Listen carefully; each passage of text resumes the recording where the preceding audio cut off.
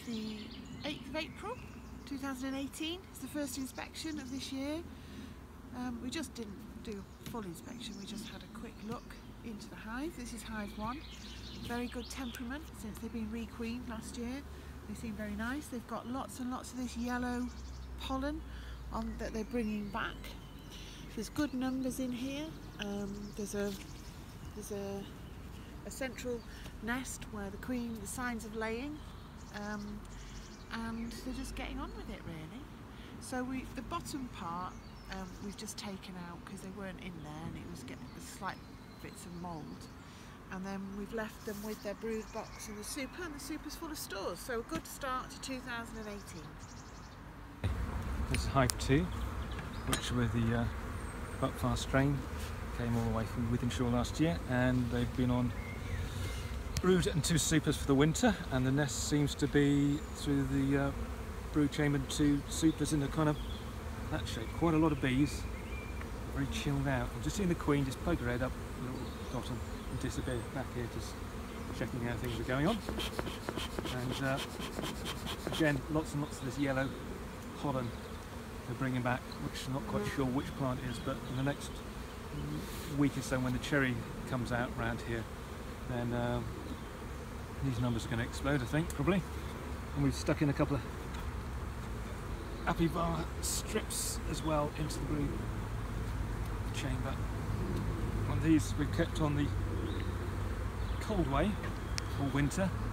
It's not made a blind bit of difference to the beast from the east, where it whipped through here with all the snow and everything. Paid no attention to this bad weather whatsoever. Very healthy looking. Well, this is hive 3, so we're just starting to have a look. We've taken the lid and the eek off with the food in. This is we've got a brood box and 2 supers. So there seems to be loads and loads of bees, which is good. This seems to have gone a bit mouldy at the back, so we'll need to sort that out. And it seems to have loads of stores. I think this is going to be quite heavy. It feels heavy, whereas it's just stuck down. Blimey neck, this is heavy. Oh. Okay.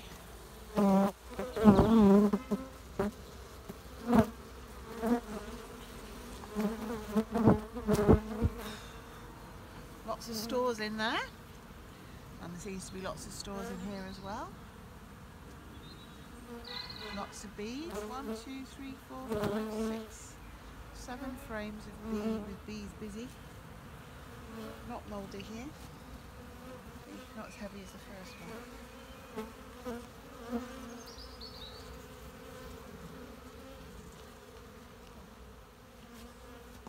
The queen's in there somewhere, and then there's also things happening in the bottom.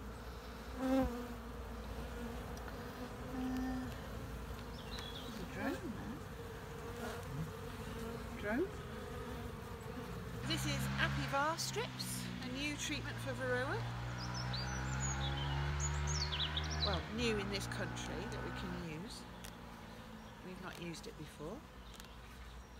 It's supposed to be that you can use it any time. You shouldn't use it during the honey flow.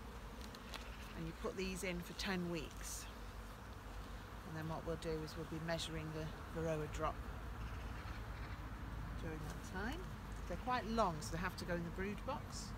And we're going to put them either side of the bees here. My gloves are too big. Right, I might put that one. We could put it there, couldn't we? Sorry, just disturbed somebody. Oh, you don't. Perhaps they're just Madam Saffron. They are very good tempered. The bees.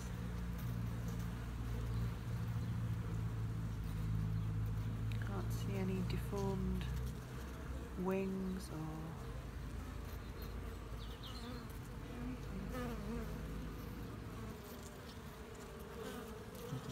A few of them are waggling.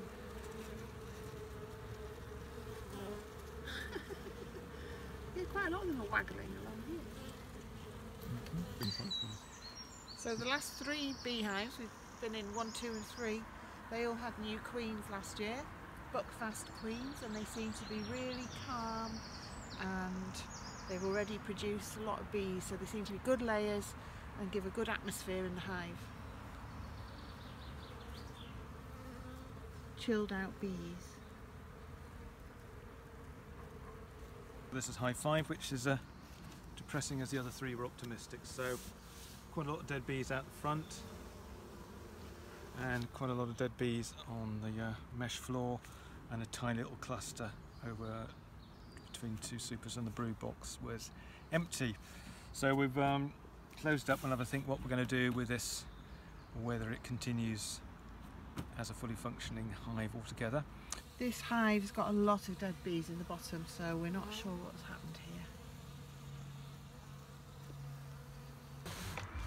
So that was hive 6, which unfortunately hasn't done very well either. Not many bees, quite a lot of stores, very little tiny patch of laying, so we're not sure exactly what's happened in there.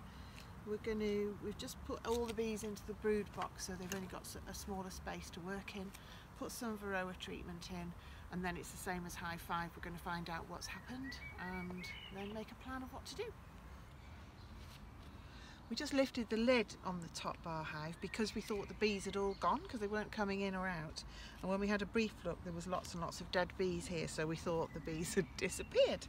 So we've lifted this end part off, but they are actually in there. And now we can easily slot this back, but you can see what they're up to. They're in all these beautiful combs that go round in a crescent shape, like that.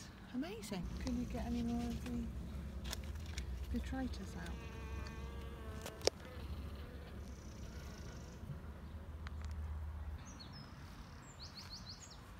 So that's one of the layers out of the top bar hive. So that's all wax they've built themselves, and you can see there's like smaller holes for putting worker bees in, and then the larger holes which they were going to build drones in, the male bees, then some stores.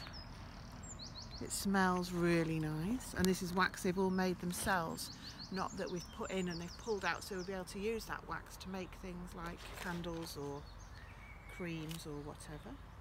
Isn't it beautiful in a great big arc like that? Well, that was the first inspection of 2018 that we've done, and in summary, hives 1, 2 and 3 are full of bees. They're all active and flying, and they've got lots of yellow and orange pollen, and they look really good. Hive 4, which is the top bar hive, is a bit weird because they were flying a lot yesterday and even this morning, I think, but they seem to have more or less all disappeared, unless they're all just being quiet in the corner of the hive. So we're not sure what's happened there. And hive 5 and 6 have got very low numbers, and there was lots of dead bees on the floor, so we don't think they're doing very well. And we're going to have a try and think about what's gone wrong there and decide what to do next.